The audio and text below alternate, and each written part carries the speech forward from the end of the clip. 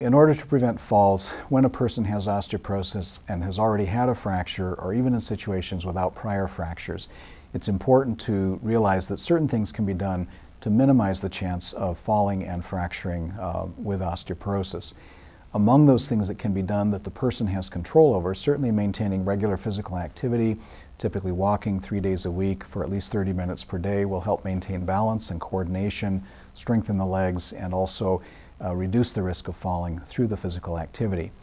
In persons who decide to pursue active sports that involves things like skiing or water skiing or perhaps other activities that would increase the risk of falls or trauma, those things can be curtailed or at least minimized or controlled in a way that the person is comfortable with doing the activity without exposing themselves to the risk of further trauma or fracture. In patients that are not physically active with sports, however, most commonly falls will occur at the home or sometimes outside the home. So it's important to look at things in the home that might reduce the person's risk of fracture.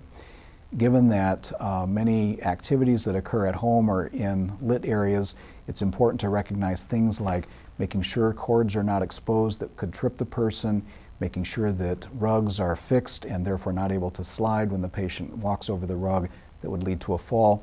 At night, it's important to maintain lighting of some sort, at least so the person, if they're going to the bathroom or walking down the hallway, doesn't bump into things and then fall over. So a variety of things that will increase the person's likelihood of maintaining good balance, good coordination, and not likely falling because of barriers in the environment or things that might cause a fall, that these be addressed at home. Outside the home, we know that people trip over curbs and sidewalks a lot. We know that sometimes they trip over animals that are running by. So a variety of these things are less able to be controlled, but still with prudent caution and maintaining good vision, making sure that your balance is adequate before you start to walk. These also will help reduce risk of future falls and therefore the fractures that occur.